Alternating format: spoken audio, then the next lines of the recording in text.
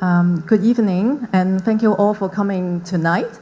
And tonight, our general manager, engineer CS Ho, was supposed to be here with you all, but unfortunately, he has an urgent meeting, so he sent his apologies. And I'm very happy, and actually, BSL is very happy to have the first BIMPRO sharing session. And actually, we have the same sharing session on Monday, but that was in Cantonese, and tonight we are having this session in English.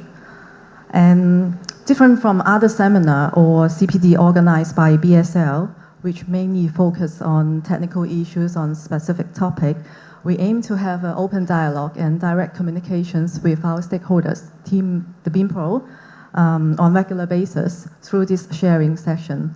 And BSL has always been customer focused, and we are here to serve. So we plan to hold this sharing session on a regular basis, and so that we can meet more often. And if you have any questions, then you can raise your questions in the BIMPRO sharing sessions, and also we can, through this opportunity, to update our latest development or news to the industry. And most of you, I'm sure you're aware that we have issued the e-news on the 23rd of April, which is last Monday, regarding a list of improvement measures on BIM Plus assessment procedures. And tonight, and the purpose of tonight is to guide you through the details of the list of improvement. Okay, over the past years, both BSL and Hong Kong GBC have received a lot of feedback, and unfortunately, most of them are negative feedback. And so from the industry, which include, the first one is the quality and integrity of the BAS, the external BAS. And very often we receive comment saying that how come with the same applicant and the results are not different. The assessment results of this time is not consistent with the assessment of the next project. And so this is one of the concerns raised, and also the risk of corruption of the external BAS. As you are all aware that most of the external BAS working for BSL, they are on part-time basis. They are like our contractor. So they are not BSL employees. So they are more relatively have a higher risk of corruption. But since July 2016, BSL has become a public body, and ICAC from then has the right to monitor and to check on BSL. And actually, ICAC has exactly raised the same point, the risk of corruption of the external BAS. So this is one of the concerns. And number two is regarding our assessment process, which is very cumbersome and a very complicated process and very lengthy. And as you all know, we have a multi-stages of the assessment process. From the registration, beginning of the registration, you have to go to Hong Kong GBC, and then BSL, you have to sign the contract with us, and then pay the assessment fee. And then after that, you have to submit your the assessment materials. And then we will conduct the preliminary checking. This is not the assessment, but the preliminary checking on the completeness and the readiness of the assessment. See whether you have submitted all the document and ready for the assessment. And then once it's all ready, then we will officially commence the assessment process. And then it will go to the technical screening. And after technical screening, the applicant has to reply our response, and then we will assign the BAS and BAS to commenting stage, and then the BAS report. And after the report is ready, then it has to go through the committee. Before it was called the Technical Review Committee, TRC, but now the assessment work is done by our assessment subcommittee. So you can see from the registration until the report is ready, it's a very lengthy process. So, and the process is, it involves a lot of stages as well. So another concern is the long assessment time. And actually, I have to explain a little bit why our assessment time is so long. Before our performance pledge is 90 days, 90 calendar days, and excluding the response time from the applicant. And why does it take so long? Because we are different from other international tools.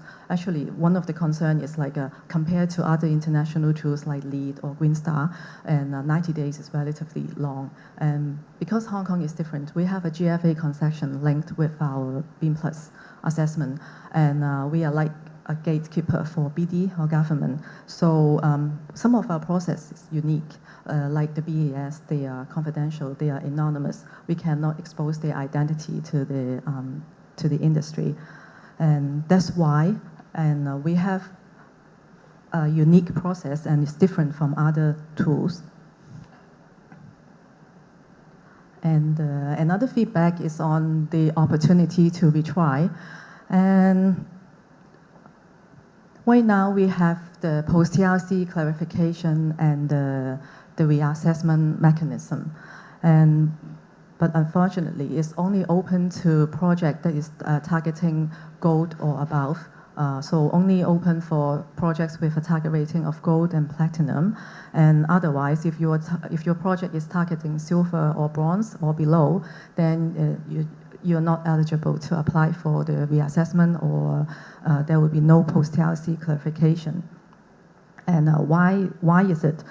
When we came up with this mechanism a couple of years ago, and we thought of opening up to all projects without a bar on your target rating. But we have to balance our resources, not only on BSL resources, as you all know, I mentioned before, most of our assessment work is done by external BAS, and they are only working for us on part-time basis. So this is one of the concerns. And the other big issue is, when you go through the whole assessment process, the end of the assessment process is to the endorsement by our committee, the assessment subcommittee.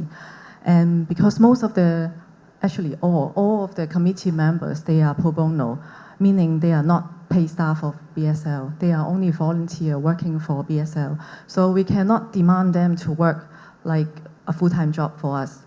And so we have to have a balance between the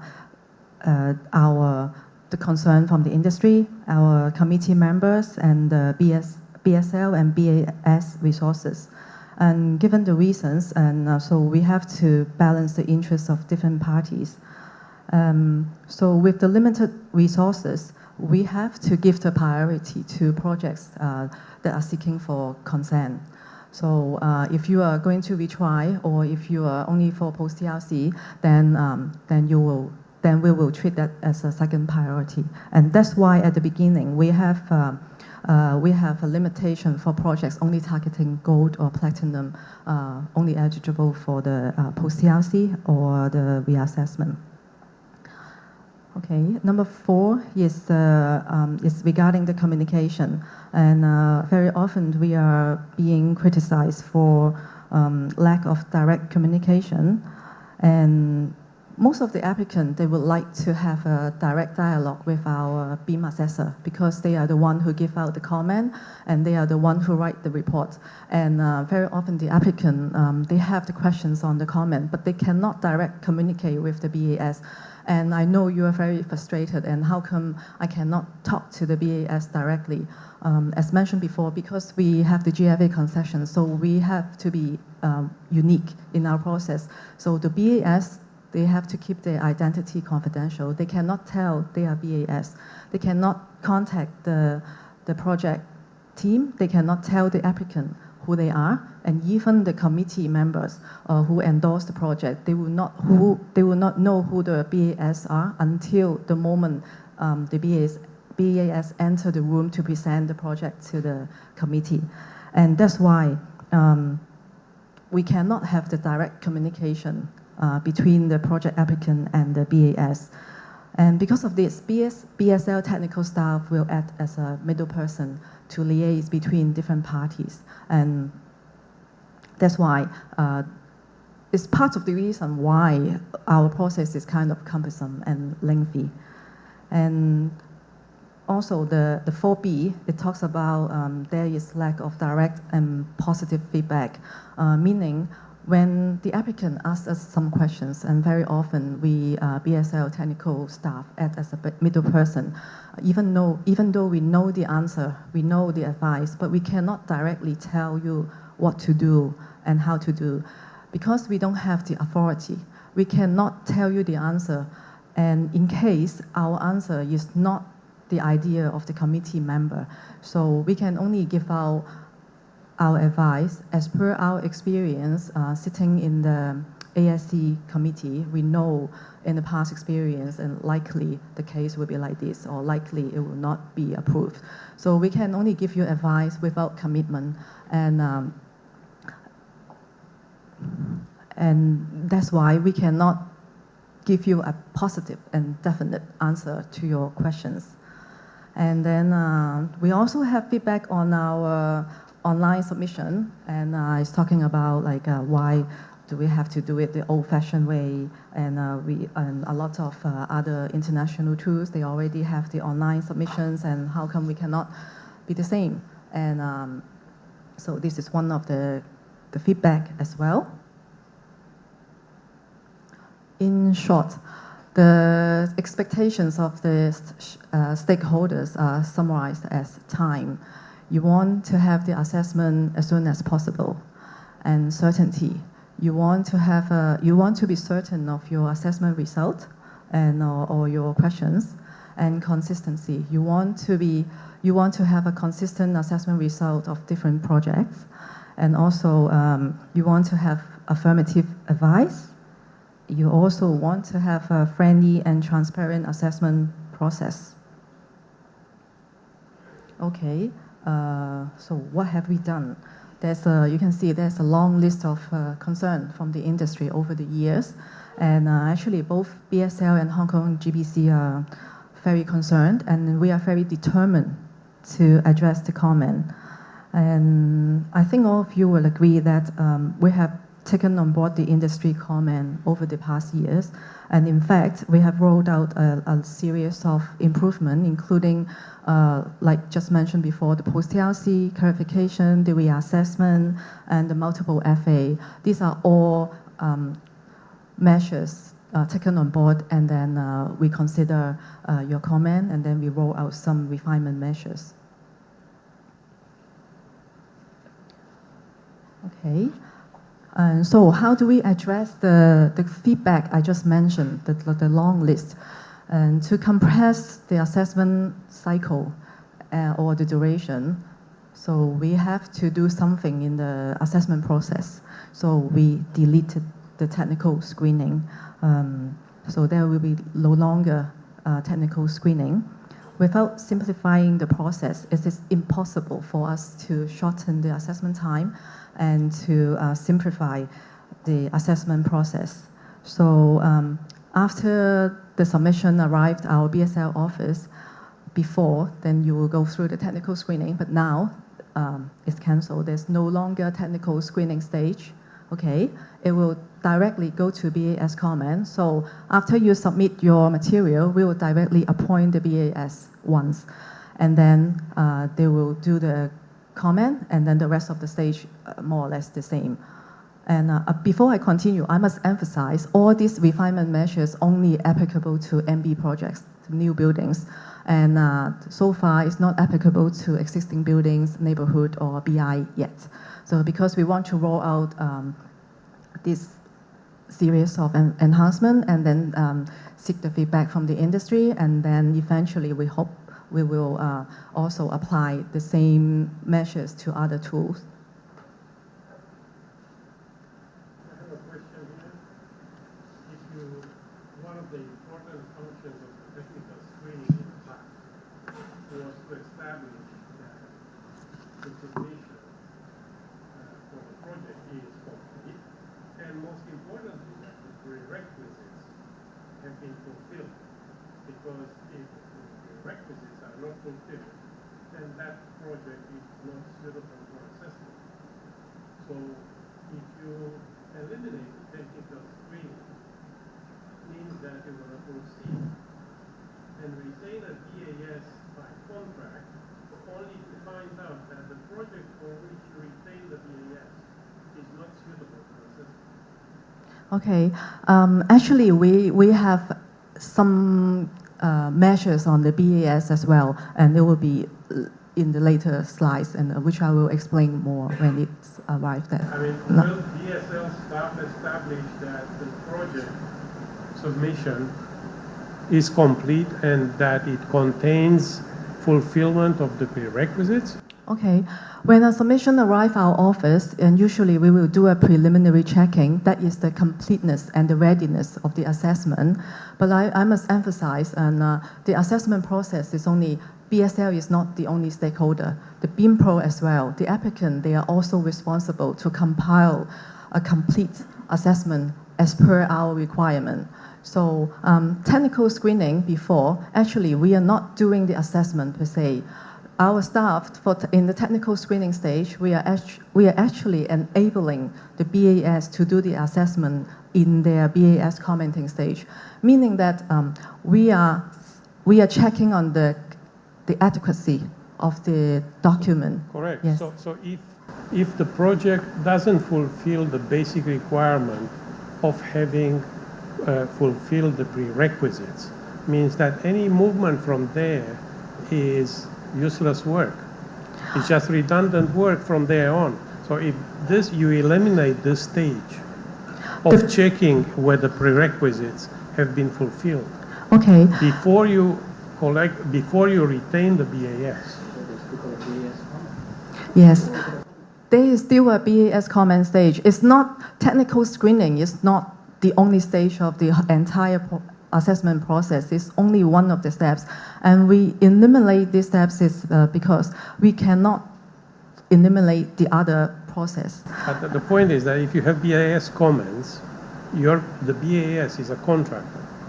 In order for BAS contractor to give you comments, you have to hire them, correct? So if you hire them and his first comment is the prerequisites are not fulfilled, means you are doing a lot of redundant work. Okay. In the later slides, and I will explain and how internally our mechanism will cope with this obviation of the technical screening. Okay. Okay. For the performance pledge, and since we have deleted the technical screening, obviously the time pledge will be improved. And currently, it requires 90 calendar days, and then effective from May 1st, it is reduced to 45 working days. Okay. There is a difference between calendar day and working day. Now the MB, we are counting working days only, so it's fair to both parties. Okay, and if you want to go for the options, the two-stage assessment options, the first stage PA, when we roll out the first stage, the two-stage assessment in February, it was 40 calendar days, but now we have further reduced it to 15 working days only. And I want to say working days mean BSL business day, Monday to Friday. Okay. And this is the two-stage assessment. And actually, it's been rolled out since the beginning of February. And since then, we've received some applications. And this measures actually is to help those projects that urgently require a consent. And before, we all often have the issues of, because the applicant would like to have a consent as soon as possible, and but when they submit the PA, very often the information is not ready yet. And so how do we deal with this situation? In order to resolve the time and the quality issues, so we have introduced this two-stage assessment process. Oh, okay. If you go for the normal route, it will take 45 days straight, so it's like a one-off assessment. But if you have a request for earlier PA result to submit to BD for consent application, then you can go for option 2, the two-stage assessment. And in the first stage, it only takes us 15 working days to give you back the result. And in this stage, you only have to submit the 9 prerequisites without the remaining of the credits. So in in a bit more than 2 weeks, then you will have your result and then do whatever you want to do with the BD. And then in the second stage, and it takes 45 working days, and then we will give you the result of the remaining credits. And bear in mind that between the first stage assessment and the second stage assessment, you are allowed to have 1 year time gap. So meaning that after you obtain the PA result within 1 year, then you have to submit your second stage PA.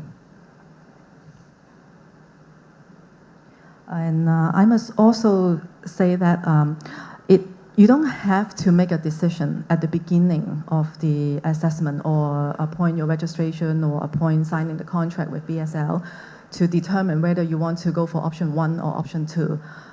You can always go for option 2 during the process. But of course, if your project is almost at the end of the assessment process, meaning that like your process is maybe ready for the ASC endorsement like next week, then the result is almost ready in a week, then there is no point to apply for the 2-stage assessment. But if you have any concern, you can always contact our technical staff, and we will give you advice on your project status and the advice on whether it's still worth going for the 2-stage assessment. So you don't have to hurry. You can wait and see, and during the process, and see if you have suddenly changed the program of your project, and then you can always apply for a 2-stage assessment.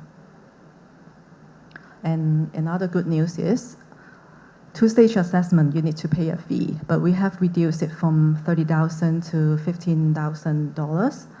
And as you know, BSL is a non-profit organization, and we are not trying to make a profit. We always, when we set our fee scale, we always have a principle of cost neutral, meaning that it's a break even. We only cover our cost. But how can we reduce it from like 50%, from 30,000 to 15,000? Because we have internalized some of the work, and before we employed our external BAS, but now we will internalize some of the assessment work, and that's why we can have the room to reduce our assessment fee. And actually, this is not the assessment fee, this is the administrative cost and the extra round of assessment.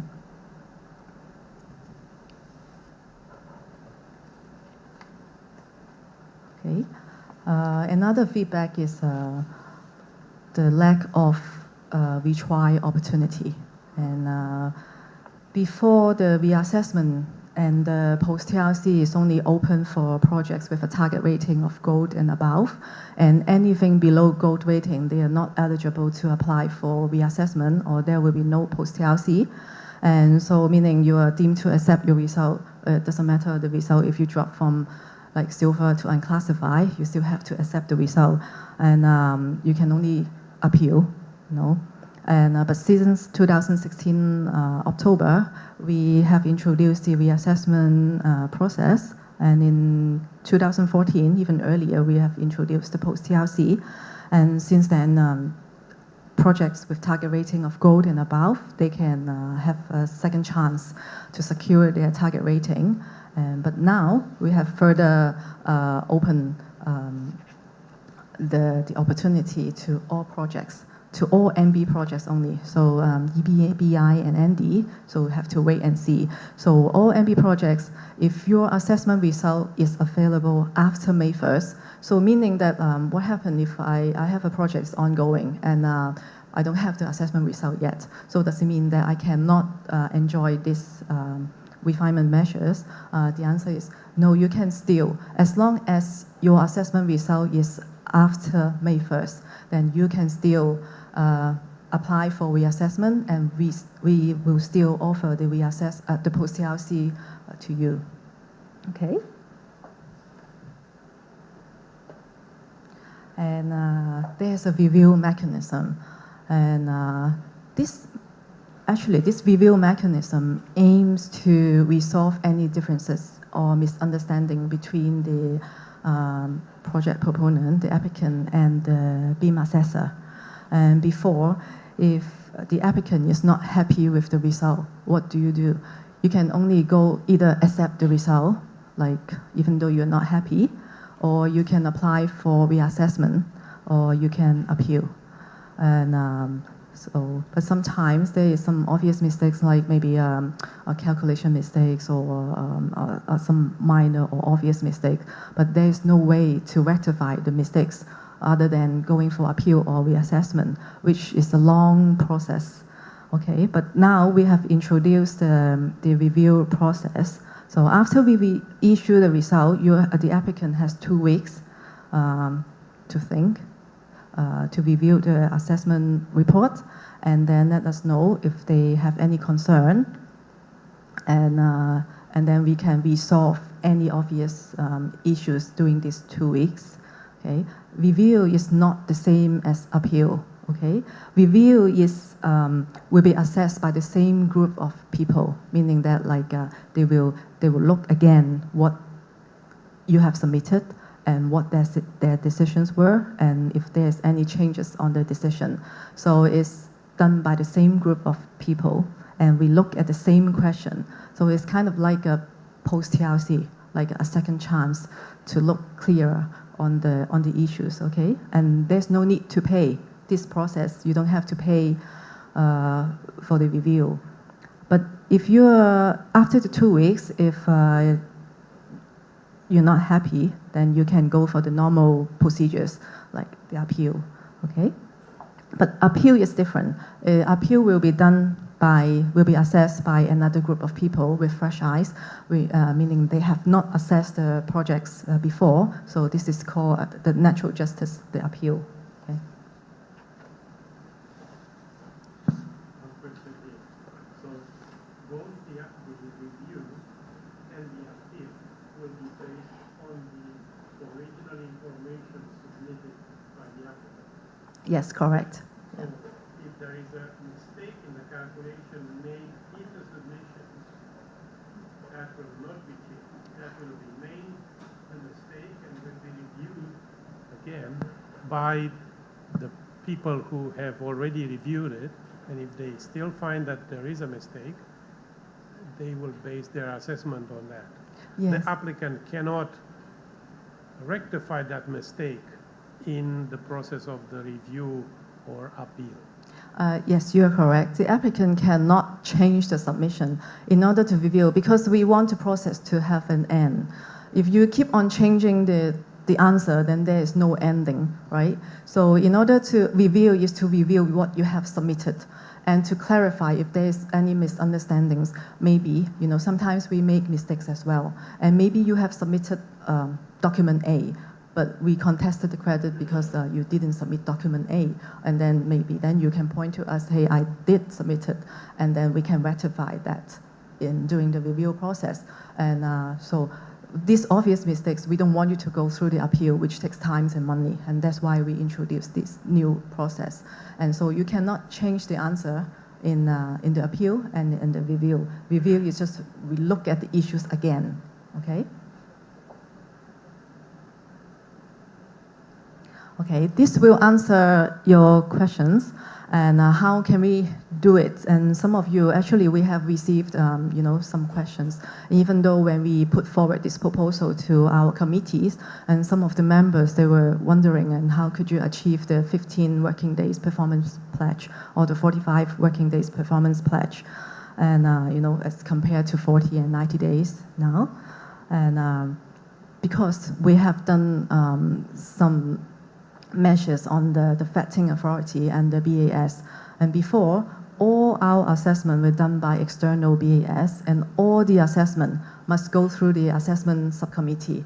So it's a long process. And the assessment subcommittee, because they don't meet very often, they don't meet every day because they are not paid staff of BSL. So we only have the assessment subcommittee meeting every 3 weeks, and plus there's some circulation time. So they only meet maybe once a month. So once you miss that boat, then you have to wait for another month. And so we have changed the vetting authority and then the assignment of BAS, and to achieve our new pledge. starting from May 1st for unclassified or bronze project, unclassified including the first stage PA, okay? It will be done by our in-house assessor. So we have set up, before we don't have in-house assessor, but since last year we have slowly growing our in-house assessment team, and so we are able to do that now. And also, before, even unclassified projects, it must go through the committee to endorse the project. But now, all these projects, they don't have to go through the committee anymore. So the BAS, our internal BAS, they will carry out the assessment themselves, and then we will vet the projects. And of course, it will not be vet by the same BAS who did the assessment. Okay, we will have a team of in-house assessor. And for project target with a target rating of silver, it will be done by external BAS, and but the time can be shortened because the project no longer needs to be discussed and vetted by the ASC in meeting. So we don't have to wait for 1 month, and we can do it by circulation. So meaning that whenever the project with a target rating silver, then whenever it's done, we can circulate to the assessment subcommittee, and then like after 7 days, if there's no comment, no negative comment, then we can issue the result once, okay, at once. And for target rating of gold and platinum projects, the system is the same as now, except there's no technical screening. So the vetting authority rests on ASC, and they will have a meeting, and they will have discussions, and it will be done by external BAS. And because we see that like for gold and platinum projects, and very often because it has more credits and the issues may be more complicated, and we still see the need to have the projects going through the ASC. And also during the process, the ASC may generate some rulings for us. So it's good for the silver and unclassified or bronze projects to follow as well.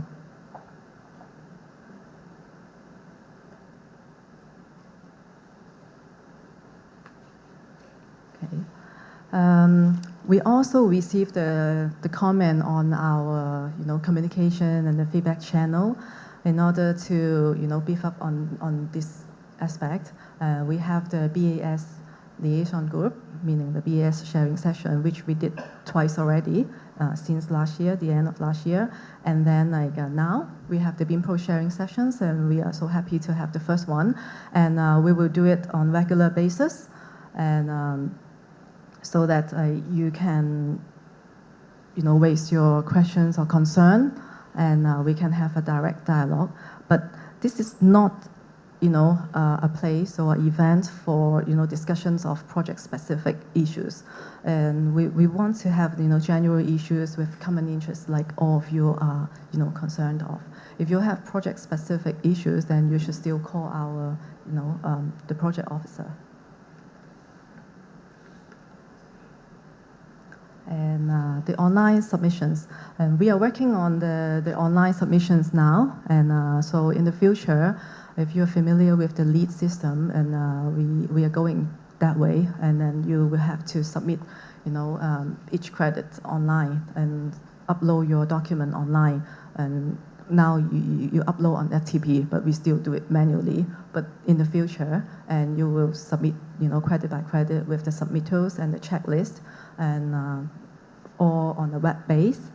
And also, some of you have concern, like how come I cannot have a direct dialogue with the BAS, and with the help of the online portal, and we'll be able to have this online dialogue between the applicant and the BAS, because they don't have to expose their identity. You don't see them, you don't hear from them, and of course they will have remain anonymous. You don't know who they are, but you can directly chat with the BAS, like a chat room.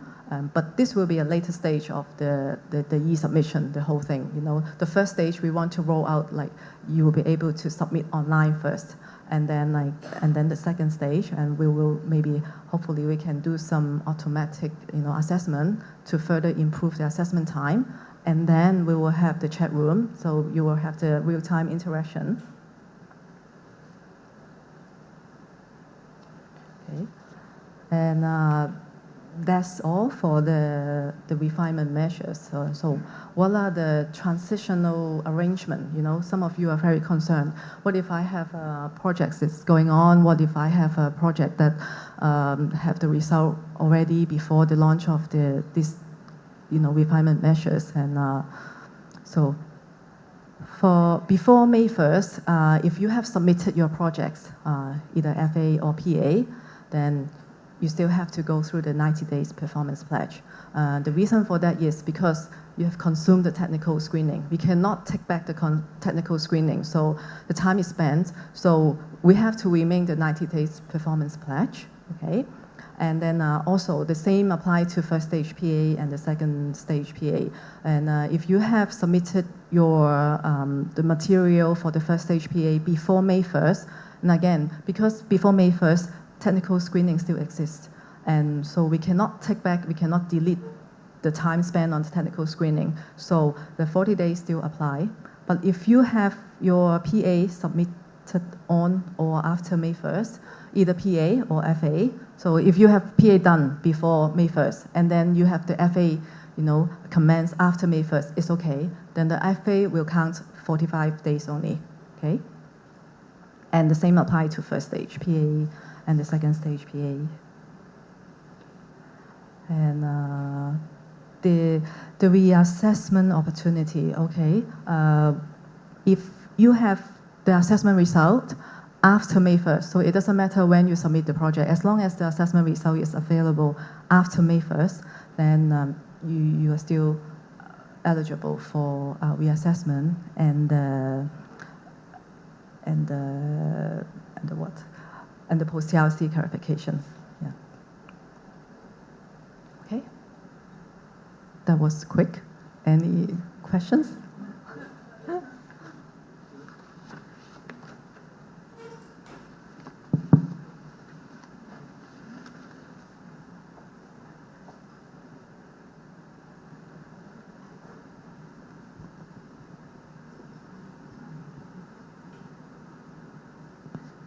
I want to ask, the first stage of PA, the requirement, and is it the same or more simple? You mean the assessment requirement or the process? Not the process, the requirement of The requirement is the same.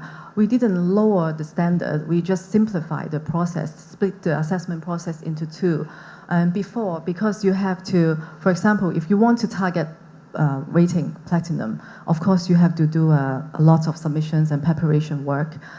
But in order to submit the PA result to BD for consent application, then very often the feedback from the industry is, I don't have the information ready and I don't have enough time and I have to wait for 90 days plus the applicant's response time. So the process is too long and I cannot wait for the consent. So we have split the process into two stages. So the first stage, you only have to submit the 9 prerequisites, which is the minimum requirement of an assessment result, okay? And the standard remain the same. So it follows the guidebook, the manual. We didn't lower the requirement. You still have to comply all the requirements stated in the manual. And then we do the assessment. And after the assessment, if all the 9 prerequisites comply, then we will issue the result. Okay, thank you.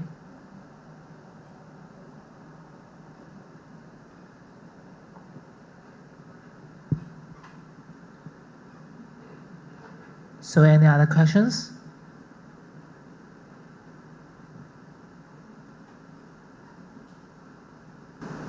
I still don't have an answer to my first question. So how do we deal with the fact that without checking the materials Okay. for conformity with the prerequisites, you're going to proceed? I mean, the bottom line here is that you are introducing these measures, you say, because you want to save time and reduce the workload for the staff at BSM. Okay. So if in fact you are not making sure that only projects that are fit in terms of the submission that was prepared can go forward, aren't you in danger of generating a lot of redundant work by starting to retain a BAS for a project that cannot go anywhere? You are very true, but we need the operations from the industry. We cannot, it's not a one-way, you know.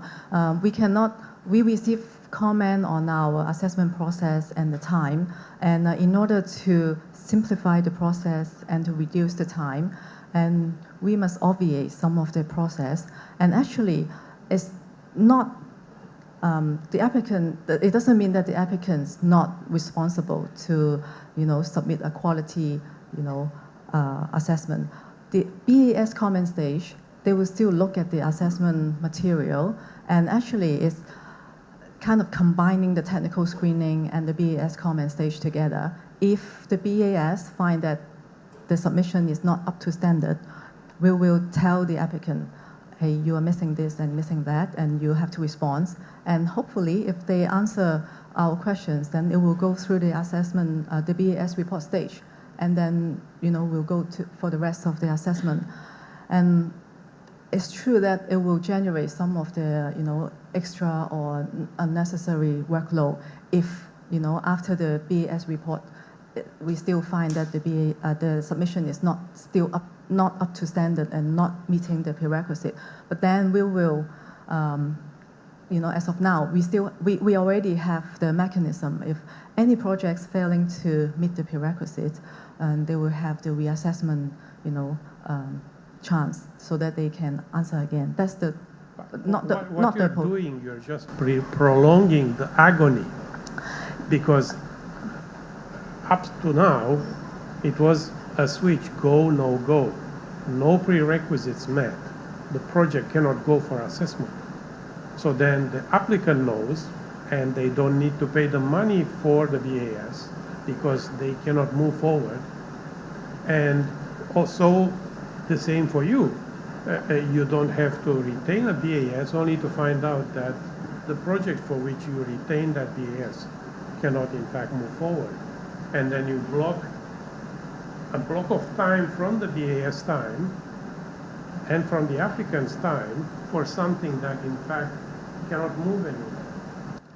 But even though if we have the technical screening, Dr. Mui has something to supplement. I'm not asking question, but I will supplement your answer. Now, speaking as a developer or a client employing the BRIMPO.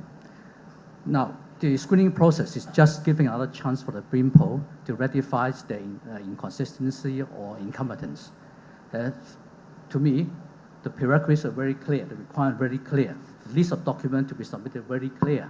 If that BRIMPO even can't do a proper prerequisite, don't use that stupid BRIMPO.